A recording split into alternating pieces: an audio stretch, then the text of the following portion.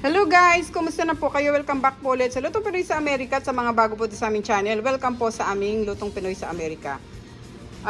For today's video po, tayo po ay magluluto ng sizzling spicy shrimp gambas. Ito po yung mga kakailanganin nating sangkap para po sa ating recipe ngayon. Meron po tayo dyang paprika, soy sauce, lemon juice, black ground pepper. Ito po yung gagamitin nating shrimp. Large shrimp po sila, bali mga 15 pieces. Tapos meron po ako ditong olive oil, chili flakes, white sugar, ang ating pong garlic, gagamit tayo ng sriracha at saka po ng ating butter. Pagka-check nyo na lang po sa description below, lahat po naman kakailangan natin sa cup at sa mga bago po sa aming channel, sana po mag-subscribe kayo sa Lutong Pinoy sa Amerika. Umpisahan na po natin ang ating recipe for today. Maraming salamat po. Yung ating pong shrimp, marinate natin ng ating soy sauce,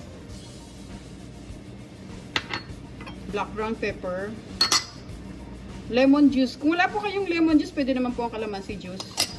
Tapos paprika.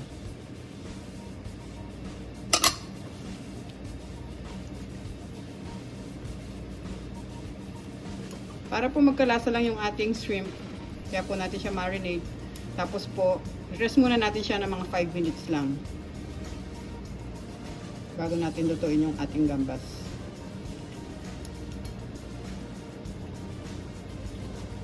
Yan. Wait po tayo ng 5 minutes.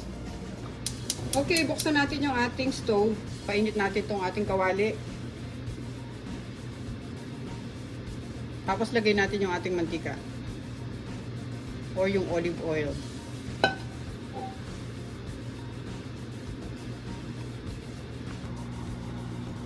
Ngayon lagay natin yung ating bawang. Lutuin muna natin ng konti yung bawang natin. Huwag muna natin sasama yung butter.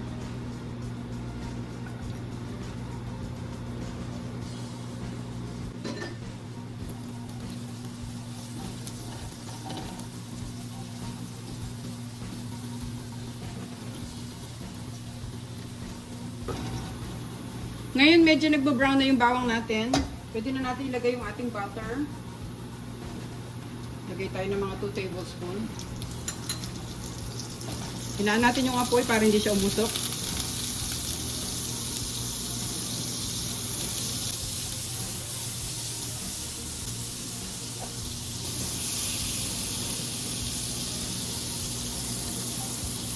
Tapos pwede na natin ilagay itong ating pepper flakes.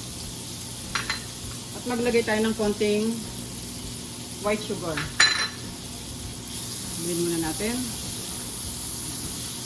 Yung ating shrimp guys, madali lang ito maluto.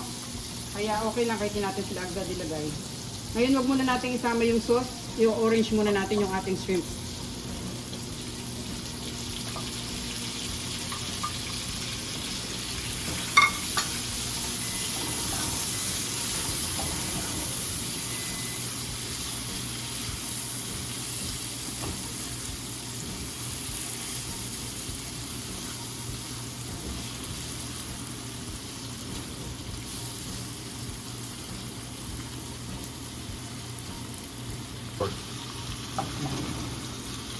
Pwede natin silang baliktarin isa-isa.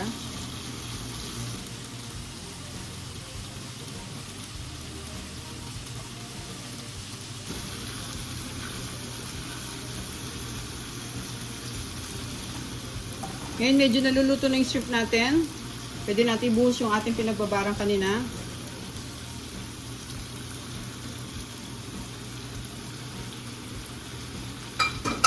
At lalagyan na rin natin siya nitong sriracha.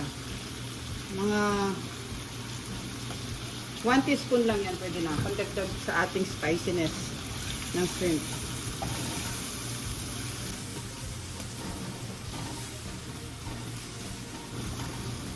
Ngayon guys, pwede na natin siyang i-off. At ilalagay na natin siya sa ating sizzling plate. Okay. Ngayon lagay natin itong sizzling plate.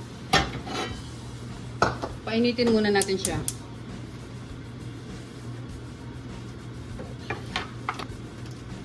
Pahiran natin siya ng butter.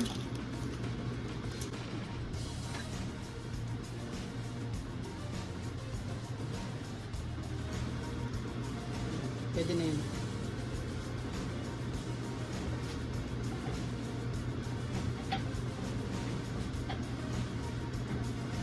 Tayo natin siya uminit. Buhos natin tong ating spicy gambas, shrimp gambas.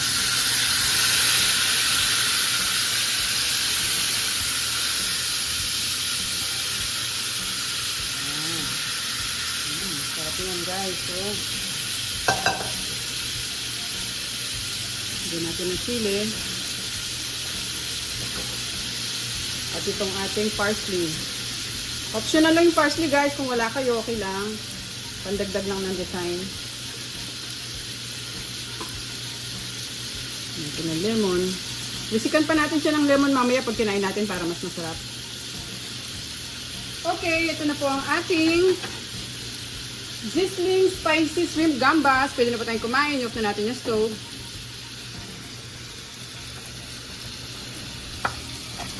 Thank you so much po for watching guys. Ingat po tayong lahat. God bless po. Kain na po tayo. Luto na po ang ating sizzling spicy shrimp gambas. Napakasarap po nito. Salamat po.